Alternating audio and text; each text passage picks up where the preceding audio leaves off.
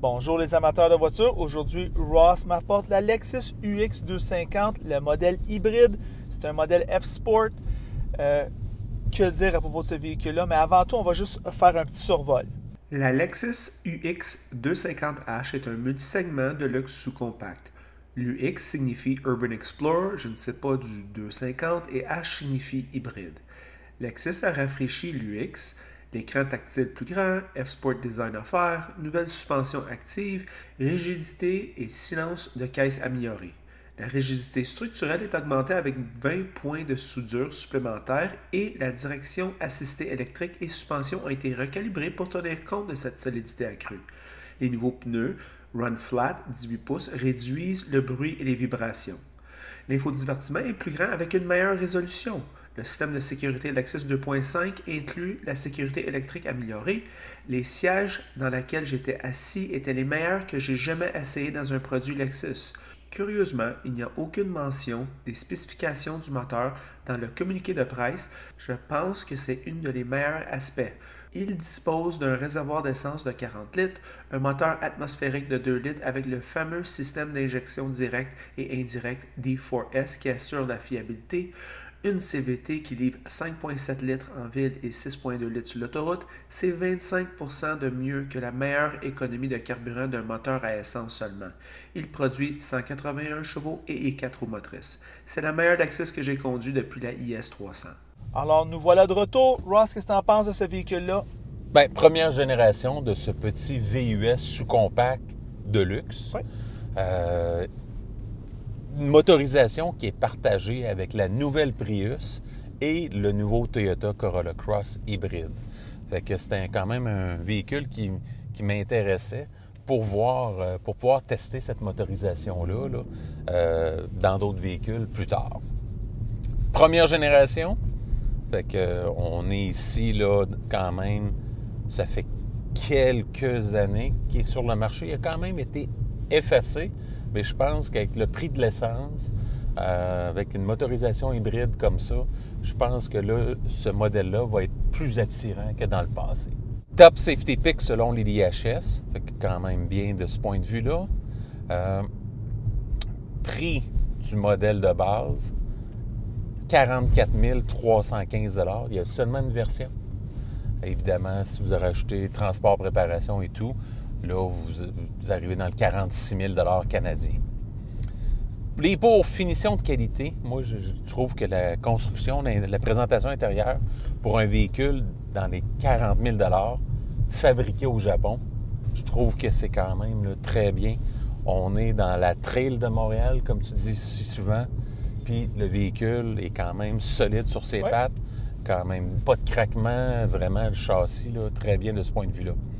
Consommation raisonnable en raison de la technologie hybride qu'on a à bord du véhicule.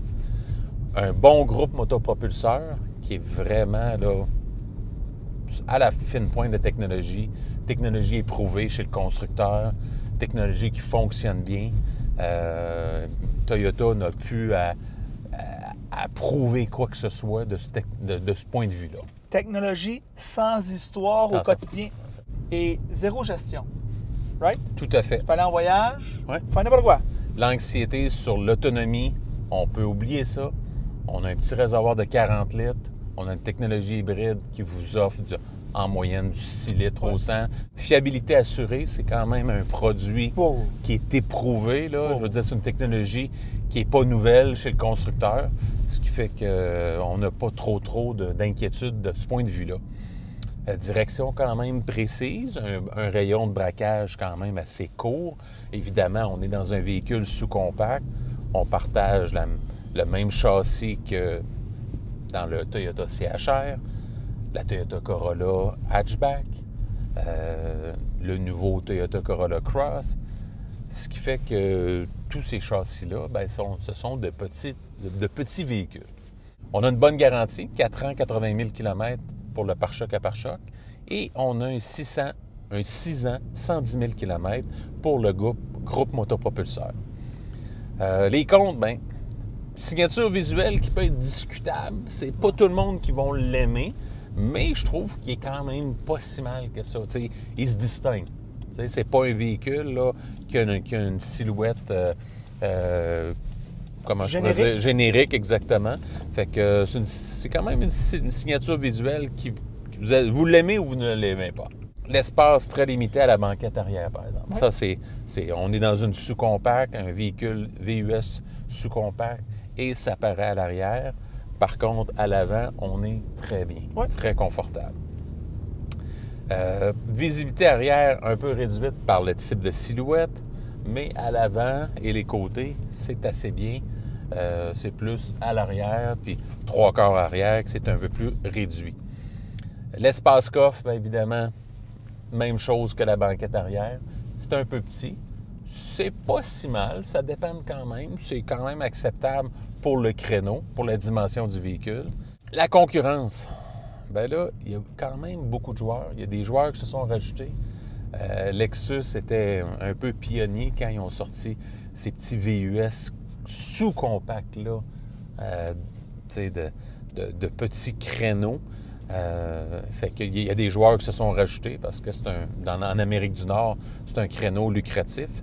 On peut penser à l'Alfa Romeo Tonale qui va sortir bientôt.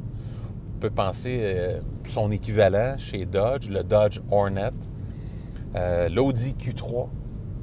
On peut penser également au BMW X1, X2, Buick encore GX, le Cadillac XT4 qui est souvent oublié. Le Jaguar E-Pace. On peut penser également au Mercedes-Benz GLA, GLB. Mini Countryman. Et pour finir, le Volvo XC40. Fait que comme tu peux voir, il y a beaucoup de joueurs qui sont très concurrentiels, très compétitifs, très compétents dans ce créneau-là. Et Lexus ne peut pas laisser place à l'erreur. Vraiment, là, moi, c'est un véhicule qui quand même m'impressionne par son aspect technologique, motorisation et tout ça. Et puis, en termes de consommation d'essence, très raisonnable. Puis, une fiabilité, on peut avoir quand même une paix d'esprit qu'on ne retrouve pas nécessairement dans tous les concurrents que je t'ai énumérés.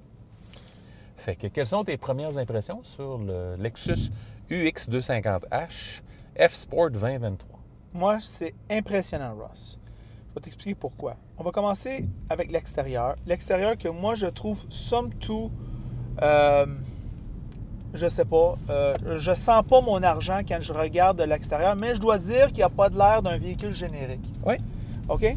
Fait qu'on va venir à...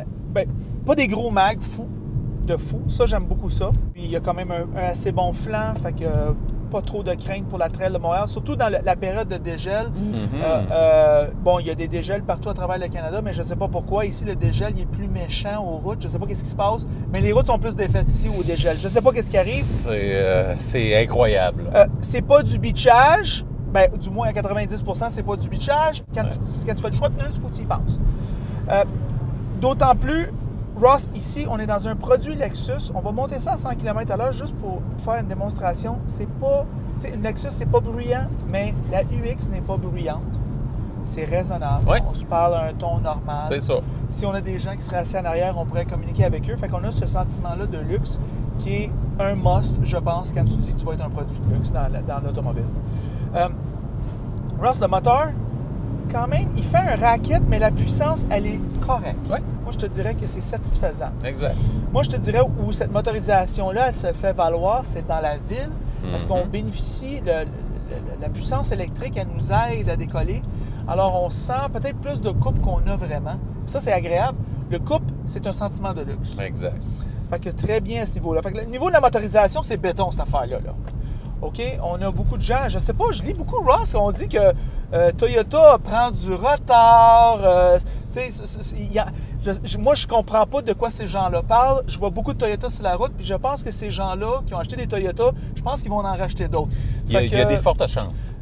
Permets-moi d'avoir une différence d'opinion avec mes chers co-chroniqueurs de voitures. Mais eux, c'est les professionnels, moi non, on doit dire. Ceci étant dit, ici à l'espace, à l'intérieur, mais on est définitivement dans une sous-compact, Ross. Ouais. OK? On n'a aucun deal au niveau de l'espace. Assis derrière moi-même, chez Saint-Pied-Neuf, les genoux sont légèrement à côté dans le banc, mais c'est comme vidé un peu, fait qu'on sent aucune pression Je pourrais m'asseoir derrière moi-même pendant une demi-heure, 1 heure facile. Alors, c'est une voiture à 2 personnes. C'est pas vraiment fait pour la petite famille. Un 2+2, on va dire. Ah oui, 2+2, exactement. Ouais. Le 4 roues motrices rassure. Durant l'hiver, c'est quasiment rendu un incontournable chez les Québécois. Je pense les goûts changent. Ah ouais, c'est pratiquement une nécessité maintenant Oui. là, avec les hivers. Oui. Déneigement des fois qui fait qui a quelques carences. Fait que le 4 roues motrices est apprécié. Oui, alors ici, l'espace en avant, c'est bien. Je vais parler de les choses où on sent notre argent, Ross, et c'est à l'intérieur. Moi, j'ai toujours dit, si je vais sentir mon argent, c'est lorsque je suis dans le véhicule en train de conduire à tous les jours, dans la routine de tous les jours. Lexus livre la marchandise. Le volant gain et cuir est écœurant. Doux au toucher. On se rappelle du luxe à toutes les fois qu'on prend notre volant en main. Il est chauffé naturellement. On a ici des interfaces pour la climatisation que moi, je trouve simple, haute qualité, facile à utiliser, vraiment winner. L'écran d'infodivertissement, c'est peut-être pas la plus grosse, mais elle va quand même assez bien. Le système audio, très bonne qualité. Moi, je dois dire, je ressens mon argent ici. C'est pas le Mark Levinson écœurant, mais c'est très, très bien. Ross, visibilité ici, c'est correct. 3/4 arrière, c'est un petit peu mitigé à ce niveau-là. Fait que, en tout cas, c'est ça ce que j'ai à dire là-dessus. Ross, très rare qu'on a ce genre de véhicule-là où est-ce qu'on a une si bonne économie d'essence. Puis moi, je comprends que un certain segment excessivement bruyant de la population québécoise fait un bandage extrême sur les voitures électriques. Je comprends, c'est le futur. Mais est-ce que c'est un futur convenable béton maintenant? Je crois que non. Le prix n'est pas là. En plus. Alors à ce moment-là, si on veut sauver de l'argent au niveau de l'essence, on va se retourner vers les technologies hybrides. Franchement, mais elle est là. Et puis, c'est une technologie béton chez Toyota, chez Lexus. C'est vraiment winner. La qualité des matériaux, j'ai rien à dire. C'est excellent, je ressens mon argent. C'est vrai, j'entends aucun craquement, Ross, je te l'accorde. Les bancs sont écœurants. OK? Je pense que c'est les meilleurs bancs de Lexus que je me suis jamais assis dans. Surtout dans les modèles F-Sport, c'est de la crise de la merde. Des rembourrages qui te pèsent dans le dos, des cuisses. À toutes les fois que je rentre dans un F-Sport, je suis écœuré, j'ai hâte de sortir. Et ça inclut la Montazus d'ARX, la dernière qu'on a faite en 2018, je crois. Mais dans ce véhicule-là, moi, je dois dire bravo. Le banc, il est écœurant, il est confortable. On pourrait mettre ça sur un véhicule de 70 000, 80 000, puis il ne serait pas dépaysé, là. Non, en tout cas, moi, peut-être l'assise qui est un petit peu courte, mais à part ça, là, le confort est omniprésent au niveau de l'assise et du dossier, là. Ross, une interface clé pour le conducteur au niveau du luxe, c'est où il est assis, il va la sentir dans des points de pression dans son dos. Il y a des fans, des hottes un peu partout. Alors moi, je ressens aucun point froid, des fois avec des systèmes de ventilation inférieurs, comme par exemple dans la Chevrolet IV. On met la ventilation, mon pied gauche a quand même froid. C'est peut-être pas aussi bien passé. Là, il y a des hottes de ventilation partout. Je sens une égalité parfaite au niveau de la climatisation. Très winner à ce niveau-là. Le tableau de bord qui est quand même assez haut de gamme, c'est dans les normes de l'industrie. Ross, j'oserais dire que c'est un des meilleurs produits Lexus que j'ai jamais essayé. En tout cas, rapport qualité-prix. Quand est-ce qu'on dit ça d'un Lexus? Il est très haut niveau. À part, évidemment, là, si pour une petite famille, c'est un peu trop serré. Mais disons... Pour une sous-compact, c'est très bon. Là. Un couple, là, disons, qui n'ont plus d'enfants à la maison. À l'aise, qui veulent avoir un véhicule qui, quand même, fonctionne à l'essence ordinaire. Pas besoin d'essence suprême. Fabriqué au Japon. Fait qu'il y a une qualité et un assemblage très serré, très, très de haut niveau. Je vais parler de l'assemblage, Ross. Moi, je trouve que c'est vrai qu'on n'entend aucun bruit de craquement. C'est vrai que je regarde ici, il n'y a pas des gros gaps, comme qu'on dit. Cependant, je ne ressens pas la solidité faite comme un tank que peut-être d'autres produits Lexus plus chers ont, que peut-être les produits allemands qui sont un petit peu plus coûteux. La X1 est un petit peu plus coûteuse qu'elle a. Je te dirais que c'est la seule différence que moi, je ressens au niveau versus ses compétiteurs, ce qu'elle ne le fait pas. Mais par contre, elle se reprend de loin avec la fiabilité. Je vais aller vers le prix de l'essence, la consommation. Alors, à ce moment-là, c'est la seule bémol que j'ai au niveau de l'expérience luxe. Puis probablement dans l'énoncé que tu viens juste de faire, le BMW X1, ou plus spécialement le X2, probablement est la référence dans toutes les concurrents que j'ai nommés Ouais. tout à l'heure. Ouais. BM sont très solides là-dessus, sur cet Le look aspect-là. extérieur écœurant. Le look extérieur et tout ça. Tu sais, le souci pour l'esthétique allemand est très fort dans ces véhicules-là, mais il est plus cher que celui-là. Tout à fait. OK, fait que tu Tout à payes fait. plus, tu as plus, c'est un petit peu ça qui se passe. Exact. Et tu n'as pas, tu peux pas acheter cette BM-là. Tu peux acheter ce véhicule-là. Ouais. Tu peux le garder longtemps. Ouais. Et c'est ça nos pensées sur le très bon Lexus UX 250 hybride F-Sport. En passant, si vous aimez la vidéo, aimez-le. Si vous ne l'aimez pas, aimez-le pas. Et si vous l'aimez beaucoup, mais franchement, abonnez-vous à la chaîne. Et c'est tout.